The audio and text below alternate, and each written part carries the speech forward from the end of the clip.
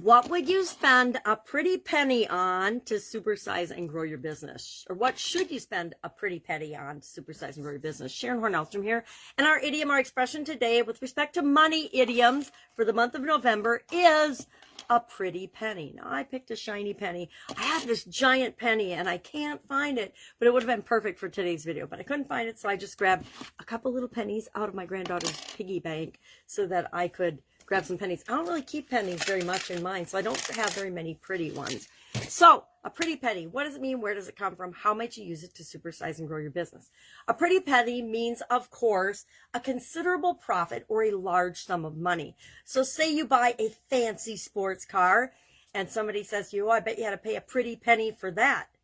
Maybach or Lamborghini or whatever kind of sports car. This expression has actually been around since the 18th century. It was also known as a fine penny or a pretty penny.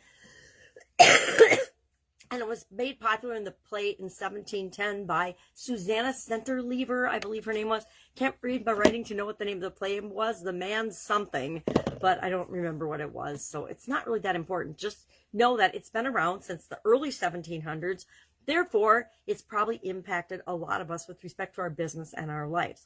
So what do you spend a lot on? What do you not scrimp and save to invest in your business? And I guess that's a big difference between investing in our business to supersize and grow it versus expenses that we have to just incur as a part of our business. I think of rent or facilities or electricity and water and supplies as expenses. They're things that we're going to incur no matter what to grow and build and supersize our business. But there's other things that we spend our resources on, that we invest in, that we expect a return on our investment. And I think the more things that we can invest in our business and expect a return on that investment, the better off we are at supersizing and grow our business.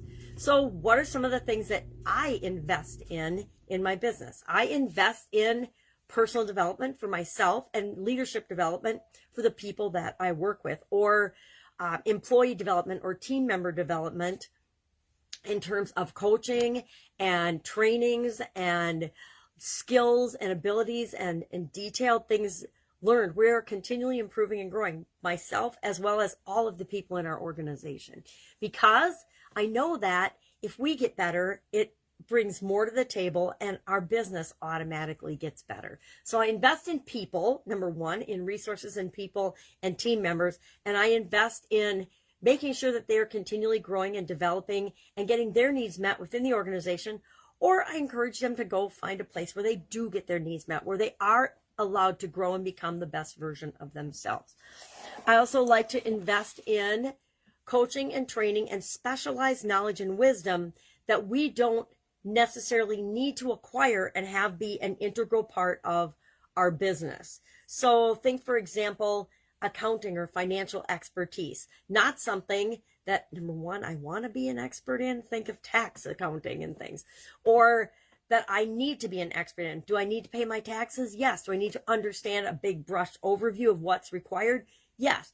Do I need to be the one that does the checks and balances and fills out the forms?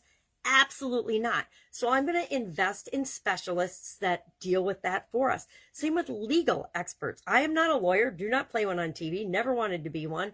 Luckily, my brother-in-law is one of the best lawyers I know.